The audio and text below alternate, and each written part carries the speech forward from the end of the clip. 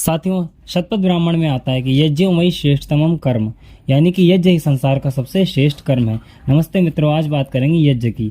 साथियों, सनातन परंपरा में यज्ञ का बहुत महत्व है। साथियों, वैदिक काल से अर्थात जब से सृष्टि उत्पत्ति में आई है, साथियों हमारे पूर्वज ऋषि मुनि राजा महाराजा सब नित्य अग्निहोत्र किया करते थे और हमारा राष्ट्र संपन्न था। साथियों, ब्रह्मा जी से लेकर आज पर्यंत हर प्रत्येक सनातन धर्मी हर शुभ कार्य से पहले हवन अर्थात यज्ञ और अग्निहोत्र करता है। साथियों, मर्यादा पुरुषोत्तम श्री राम जी नित्य अग्निहोत्र करते थे। योगी राज श्री कृष्ण महाराज जी माता रुक्मिणी के साथ यज्ञ करते थे।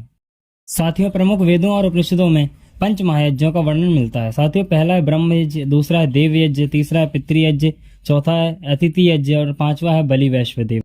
साथियों, ब्रह्म यज्ञ को संध्या वंदना भी कहते हैं। इसमें ईश्वर का भली भांति ध्यान किया जाता है।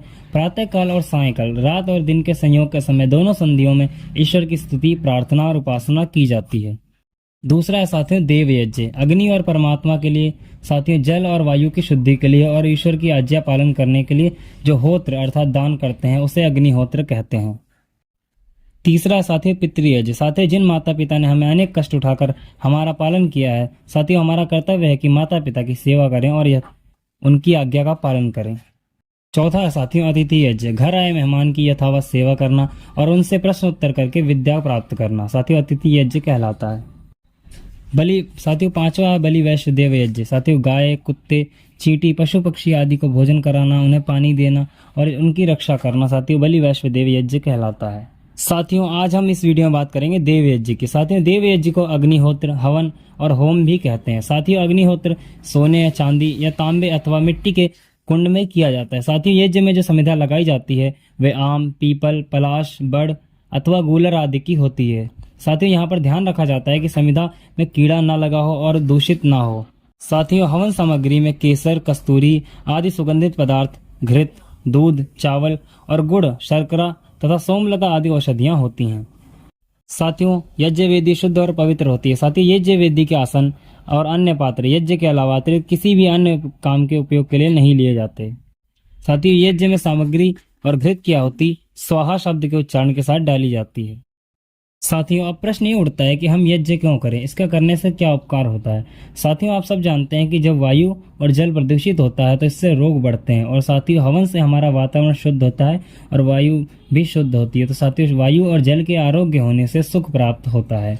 साथियों, आपने कई लोगों को कहते सुना होगा कि घी और अन्न आदि किसी को खाने को दें तो ज्यादा उपकार होगा। अग्नि में डाल के नष्ट करना बुद्धिमानों का काम नहीं है। साथियों, ऐसी बात जो करते हैं अगर वे पदार्थ विद्या जानते हैं तो कभी ऐसी बात नहीं कहते, क्योंकि साथियों किसी भी द्रव्य का अभाव नहीं होता। साथियों देखो, जहाँ पर हवन होता है वहां से दूर दूर तक यज्ञ की सुगंधित वायु फैलती है, जिससे मनुष्य श्वास द्वारा उस वायु को ग्रहण करता है। साथियों, अग्नि में डाला हुआ पदार्थ सूक्ष्म होकर के वायु में फैलकर दूर दूर जाकर दुर्गंध को दूर करता है। साथियों, जब ऐसा ही है तो केसर, कस्तूरी और सुगंधित पुष्प आदि को घर में रखने से क्या हमारी वायु सुगंधित होकर सुखकारी होगी? तो साथियों ऐसा नहीं है, क्योंकि इनकी सुगंध में साथियों वो सामर्थ्य नहीं है, क्योंकि इनमें भेदक शक्ति नहीं होती।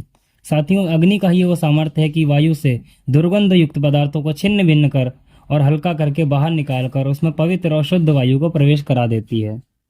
तो फिर हम मंत्र पढ़ के हवन क्यों करते हैं? क्योंकि साथियों मंत्रों में व्याख्यान है जिससे हवन करने से लाभ विदित हो जाए और साथियों मंत्रों की आवृत्ति होने से कंठस्थ रहें और वेद विद्या का पठन पाठन और रक्षा भी होती रहे। अब प्रश्न उठता है कि हवन ना करने से क्या पाप होता है और जो लोग हवन नहीं करते हैं क्या उनको पाप लगता है? तो इसका उत्तर है हाँ, क्योंकि साथियों अगर हम अपनी दिनचर्या को देखें तो प्रातः शौच करने से लेकर स्नान से लेकर दांत धोना, कपड़े धोना आदि और अन्य क्रियाकलापों से हम वायु और जल को दूषित करते हैं। साथियों, जल और वायु के दूषित होने से रोग बढ़ते हैं और अन्य प्राणियों को दुख प्राप्त होता है और उतना ही पाप उस मनुष्य को होता है। इसलिए इस पाप के निवारण के लिए उतना या उससे अधिक सुगंध वायु और जल में फैलाना चाहिए। और रही साथियों खिलाने की बात, तो साथियों खिलाने से उसी एक व्यक्ति को सुख होता है और जितना घृत और सुगंधित द्रव्य एक मनुष्य खाता है साथियों उतने द्रव्य के अग्निहोत्र करने से लाखों मनुष्यों का उपकार होता है।